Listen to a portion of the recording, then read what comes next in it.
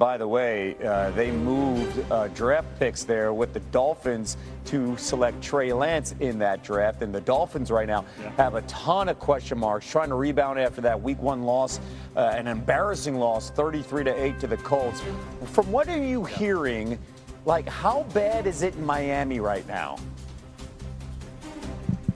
Well, Kevin, it's never a great sign when players have to have a players-only meeting that they talked about this week in the locker room, but at least that can create a little bit of urgency. The Dolphins do firmly expect to play better. They felt like last week was just an avalanche of bad assignments, missed throws, missed routes, the whole nine. So they expect to tighten that up. Head coach Mike McDaniel's trying to make sure of it. But in the bigger picture, talking to people around the league, they see two core issues with what's going on in Miami. The roster, they don't consider it to be an elite roster. That's problematic. They've had a lot of key players leave, in part because the Dolphins were trying to probably clean up their locker room a little bit with some players that were bad fits, but they replaced them with more cost-effective options that aren't as good. Also, there are questions about who's the leader in that locker room, who are the core guys you can go to that step up in a leadership standpoint. You combine all that together, and it is an ugly start that the Dolphins are trying to recover from. That offense was dreadful. And keep in mind, Tyreek Hill, 6 straight games without a catch of 30 yards or longer, the longest streak of his career. Jeremy, thank you so much. The Packers are first and goal. Love takes, looks, throws slant right side. Touchdown, Romeo Doubs! It's been all Packers so far. At the end of one half, it is the Packers 14 and the Commanders 3. It's all about getting stops and getting the ball back into the offense. You give us 20 points, we should be able to win that game. Touchdown! And a Lambeau leap. 27-18. Final score. Big NFC game last night. Commanders, they looked outstanding getting that win over the Commanders. Came at a cost for both teams. Green Bay receiver Jayden Reed broke his collarbone, will miss considerable time. And Adam Schefter reporting that Washington running back Austin Eckler likely tore his Achilles tendon. That's not good. And the odds makers, they like the Packers so far this season. Not only are they the current favorite to win their division, the NFC North, but they are tied for the best odds to win the NFC and have the second best odds to win the Super Bowl, something they haven't done since 2010. NFL analyst Mina Kimes joining us now with much more. Mina, what was your biggest takeaway from last night? Just how dominant and complete the Packers defense looked. The offense I thought was excellent too, and Matt LaFleur has a history of calling great games against Dan Quinn defenses. But this Packers unit, I mean, all 3 levels I thought played so dang well. You really see the force multiplier effect that Micah Parsons has on the rest of the pass rush. Players like Devontae Wyatt, Rashawn Gary stepping up because they get one-on-ones. But on the back end, I think it was the play of these Packers corners that surprised me the most. Keyshawn Nixon, with all of those pass breakups, it's almost like the confidence they've gotten from Micah and this pass rush is leaking into the rest of the unit. So well coached by Jeff Hafley, so many tricky coverage rotations and different types of pressures. They are truly a force to be reckoned with, not only in their own division, but the entire NFL. Now they get a mini bye before Week 3 when they face the Browns on the road. The team that the Packers opened up the season with a victory that was against the Lions. And the Lions looked really lost in the opener, missing their OC, Ben Johnson, missing their DC and Aaron Glenn. What do you need to see from this offense this weekend?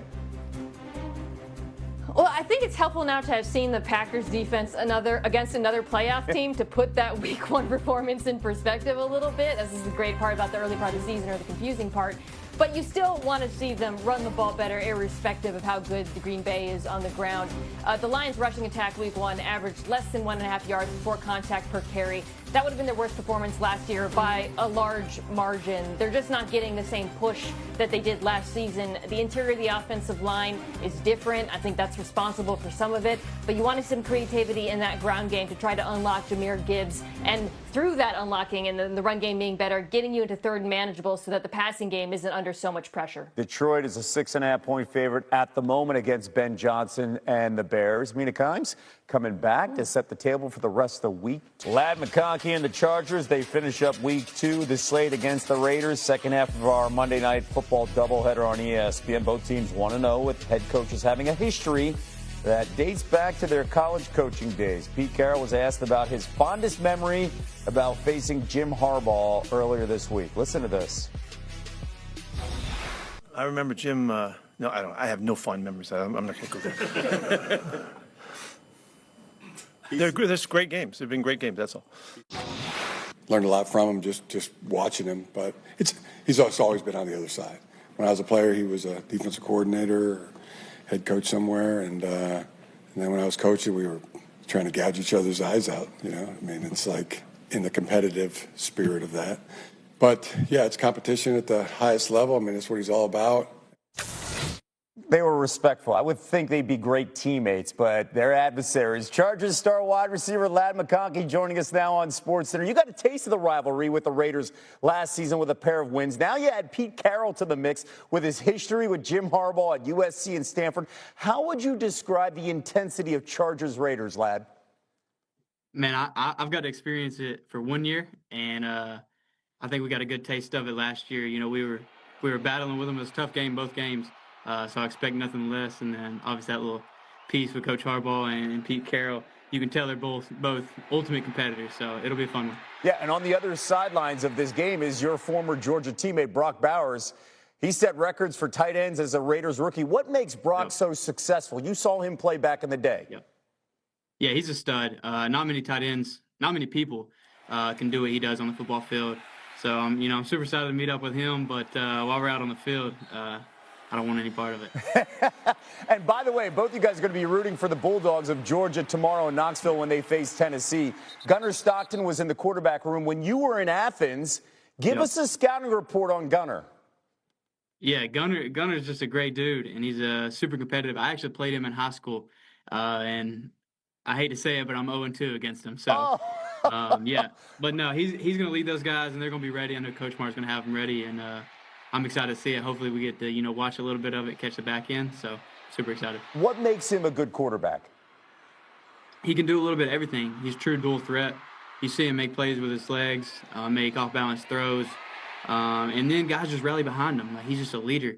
And when you have a guy like that, a quarterback that people can rally with, you're doing something good. And I know this is weird to say. They're a top 5 team, but Georgia has won 8 straight in this series, and they feel like they're being overlooked. What's it like to play the Volunteers and beat Tennessee?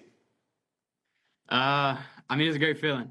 I know one of my favorite games that I played in college was when they were number 1. Mm-hmm. We were number 3. They came to Sanford.